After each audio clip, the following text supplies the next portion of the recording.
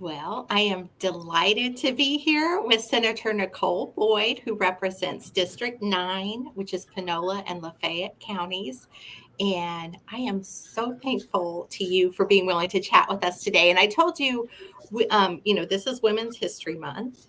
And so, what we've done this year and last year at Families as Allies is just look at the women we already know who exemplify the values of our organization, who we feel like are making history. And we feel like you're one of those women. So, Oh, you're very kind. welcome. I'm not sure, but we're trying.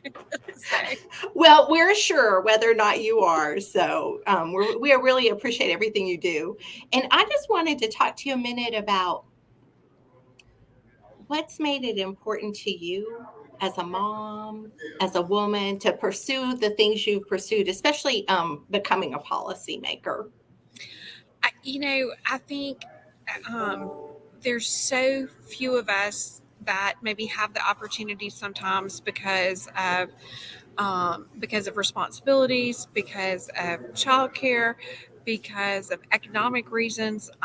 Many of us, particularly women in this state, are working so very hard to hold our families together. And I did for a long number of years with a lot of responsibilities, and the situation.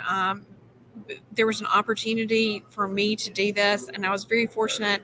I had a husband who really encouraged me to step up and to try to seek the Senate seat. And I'm so very blessed and fortunate to have that partner that allowed me to, that not just allowed me, but helped me and pushed me to do it.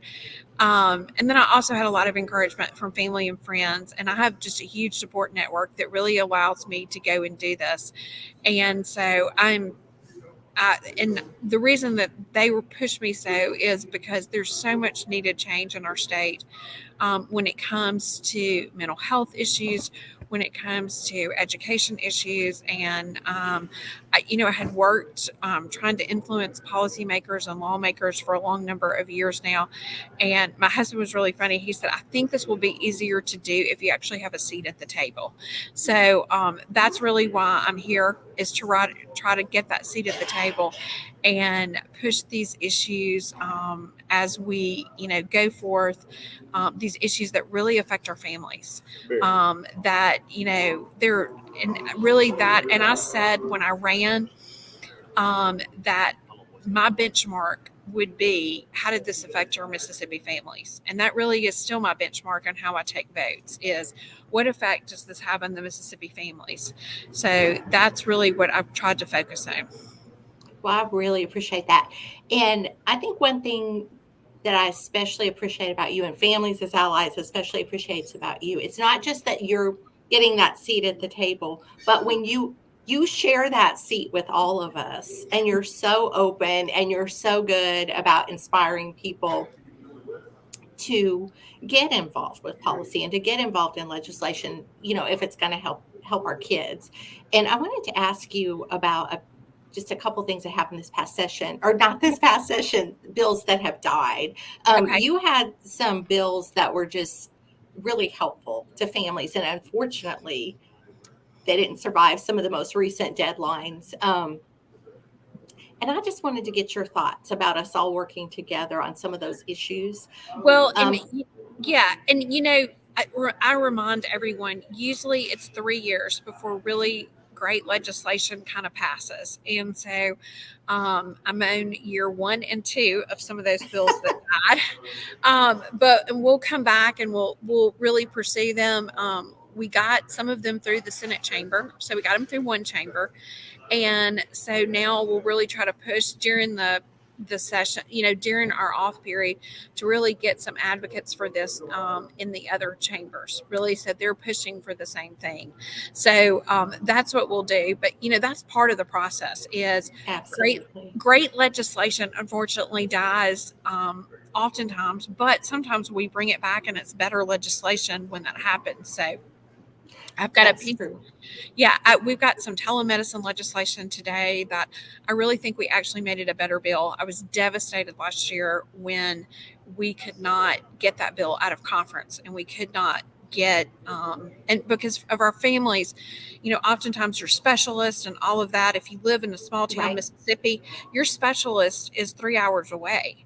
And, sometimes all you need is a telemedicine visit. So you don't have to spend just that 6 hours in the car with your child. I mean, that's just the minimum. Usually it's usually 2 to 3 hours on the appointment. And so and I wanted to get that bill really passed last year. And so this year they did get voted on in the House. It unfortunately has this thing called a reverse repealer, which means we'll go to conference on it. But it's still alive and it's still kicking. And we're really hopeful we can get that bill passed this year. That is an excellent bill, and I'm glad it's still alive. Yeah. I wanted to mention a couple of things you worked on, just so families will know, and they'll know that we will probably have the opportunity to work with you on these things next session. We really appreciated your bill about state agency meetings being live streamed, and also about when children have disruptive behavior at school, that should cue the school that they need an evaluation because that may be behavioral problems. So we were And, really grateful this for is both why of those. those bills didn't come from me. They came from my constituents.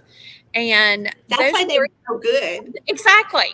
And that's one of their good bills is because they come from constituent needs. And, it was especially the public meetings, because all of us that want to be involved in Jackson don't want to have to sometimes come, 2 and 3 hours to the Capitol or go to a different state agency, or even if it's an agency on the coast, that's a 5.5 hour drive for me to go listen to them. So we had many of our state agencies are doing it.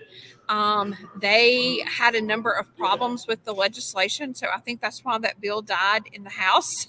But we're going to go back with it next year, and we're going to try to find out where those real issues are with state agencies. I think that I just think this is the norm now, that this is one of the good things that came out of the pandemic is most of our agencies learned to operate where they had their meetings online. Transparency is critical in government, and being able for people and families to see these meetings, I think, is just absolutely critical to have a better government. And I think transparency is key. I had a couple of transparency bills. One's still alive right now. We'll see kind of what happens to it come Thursday or to come tomorrow. So, but we're going to keep pushing for that transparency because, if families have ideas and bills, that is where the best legislation comes from, the constituents who actually need something. So let us Absolutely. know. And we're going to keep pushing that, the discipline issues for schools. We're going to continue to push that piece of legislation. I'm hopeful maybe we can even have some work done on that this summer, because I think it's a good and important bill. It's something I think has been needed for a while. I agree. And just thank you. And is there anything I haven't asked you about that you think would be important to share as a mom, a policymaker, as You know, anyone? I think reach out to your local legislator. Let them know who you are. Let them know the issues that you're working on. We were on a panel the other day, both of us were, and I think I made the statement that a colleague of mine used to say that the best bills come from, I think she said, Pisgah, Puckett, Picayune, and Prentice, every P word, Poplarville even, that we have in Mississippi, because local bills that come from your local communities are the best. So know your policymakers, introduce yourselves, let them know what bills you lobby on. When I was a mom out there working just on legislation, I would be surprised policymakers that would call and they'll say, "Hey, I've got this bill in front of me. I don't know what it does. Help me out here."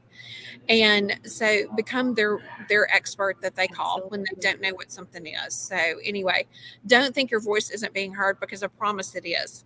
And just be loud and continue it. So we need you. That's wonderful to hear. And I have to tell you something that funny about that panel the other day we were on. You were talking about, wear your legislators down. Don't be afraid to keep calling. Don't be afraid. Just it's okay to wear them down. And the person who was sitting next to me turned to me and whispered and said, "You're really good at doing that, Joy." And I was like, "Oh, Doing thank it. you." Yeah. Yeah, keep doing it, because there are so many competing issues down here. And you just have to be loud and kind of, keep going forth and trying to keep pursuing those issues. So, Yeah. absolutely. So, And keep we doing have to. it. Yeah. Well, we really appreciate you and thank you for all you do for the No, state. thank all. Have a good Thanks. day.